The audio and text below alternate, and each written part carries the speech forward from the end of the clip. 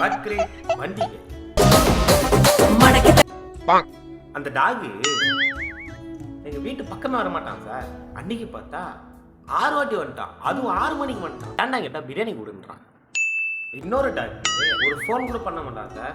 Phone போட்டா busy busy பிஸின்னு தான் வருமே தவிர ஃபோன் எடுக்க மாட்டான். ஆனால் அன்னைக்கு 1 வாட்டியா 2 வாட்டியா 20 வாட்டி ஃபோன் பண்ணான். 30 மெசேஜ் 2 ரிப்ளை பண்ணல. இன்ஸ்டால வந்து கால் பண்றான். இன்ஸ்டா கால் பண்ணுறான். அது ஒய் சார். நானே பிரியாணி எங்க தருவாங்க பார்த்துட்டு இருக்கிறேன் சார். என்கிட்ட வந்து கேட்குறாங்க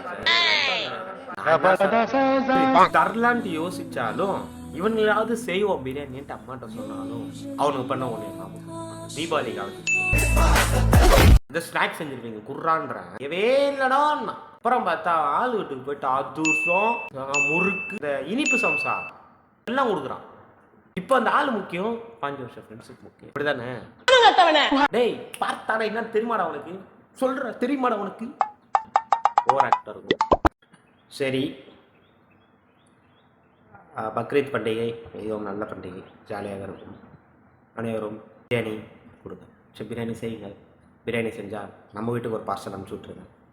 அப்புறம் இந்த மாதிரி பொங்கல் தீபாவளிக்கு எதுவுமே கொடுக்காத ஃப்ரெண்டுக்கு ஒன்றுமே கொடுக்காதீங்க. அவன் பட்டிங்க தச்சு ஆகட்டும். யார் வருவாங்க?